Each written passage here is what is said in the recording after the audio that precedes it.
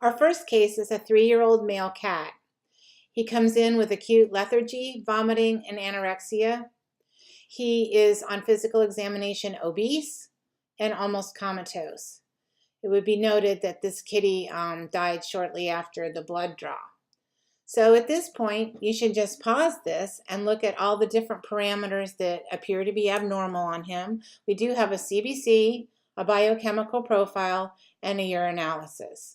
So pause now if you want to figure this one out yourself.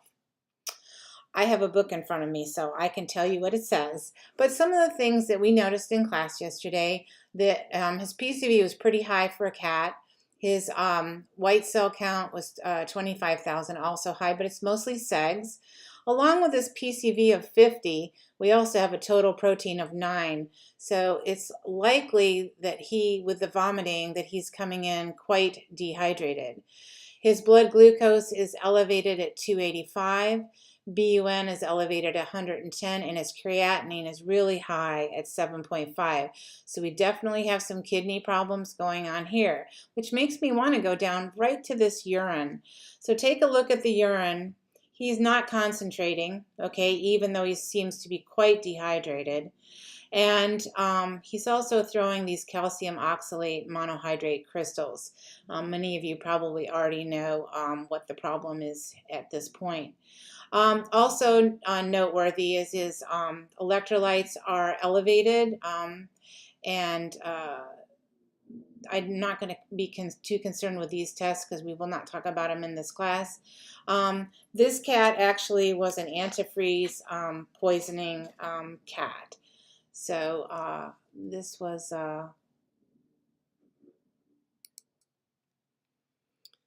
one of the things in the notes that it said that about 50% of the ethylene glycol poisoning animals that do present with a hyperglycemia. They think it's probably due to a combination of stress. So anyway, this is one case, definitely a kidney case. This was acute kidney failure. One of the things that we look at even on physical examination is this kitty is coming in obese.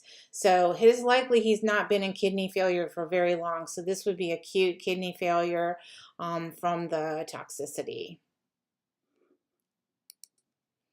Our second case is a 9-year-old spayed female miniature schnauzer. She's presented not eating and vomiting a few times, and she has a tense abdomen. Here our PCV appears to be a little low, and if you go down the list here, it looks like we have a stress leukogram. Her platelets are also a little low, and there was noted that she had marked toxic neutrophils, giant platelets. The sample was hemolyzed and lipemic. And her biochemical profile shows an elevated glucose, an elevated calcium, total bilirubin is elevated, cholesterol is very high at 666, and all of her pancreatic enzymes are elevated as well as her triglycerides. Her urinalysis shows that she's got glucose in the urine, protein in the urine, bilirubin, some blood. And her clotting profile was a normal PT, but an extended PTT. And then we did some abdominal fluid as well. So you're probably thinking from this that we have a pancreatic problem. And this was a miniature schnauzer with hyperlipidemia and acute pancreatitis. Our last case is a 10-year-old male castrated feline. He's presented not eating well, he's lethargic, he's slightly dehydrated. His packed cell volume is 38 on day 1, but it was noted that on day 5 it was 27 and continued to decrease to 17 on day 7. As far as the morphology, he has giant platelets, a slight increase in polychromasia, and slightly toxic neutrophils, and a 2+ Heinz bodies. We'll come back to that in a minute. On his biochemical profile, his glucose is very high. BUN and creatinine look okay. Calcium's okay. His phosphorus is high. His total protein is 8 high.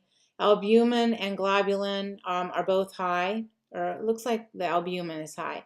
And total, he has total bilirubin, that's elevated. Cholesterol is elevated. ALT elevated.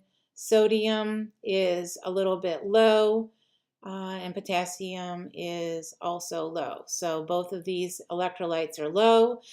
Actually, this 2.2 is extremely low for potassium. This is in a very guarded range here. And lipase is elevated a little bit. So I'm going to move it over here. I'm not going to worry about blood gases. His urinalysis shows us that he is concentrating a little bit. He's got a 4+ glucose, a little bit of protein, a little bit of bili, and blood. Also, the most important thing here is this 3+ ketones on his urine. He has 3 to 4 granular casts also, so his urine is really slowed down and is staying in the. It's just not a good flow. So this kitty, I'm going to let you figure it out. You can pause it whenever you want.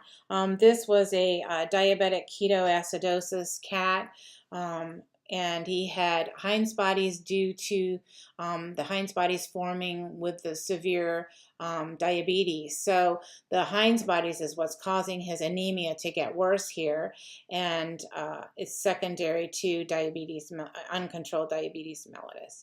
That's the last case.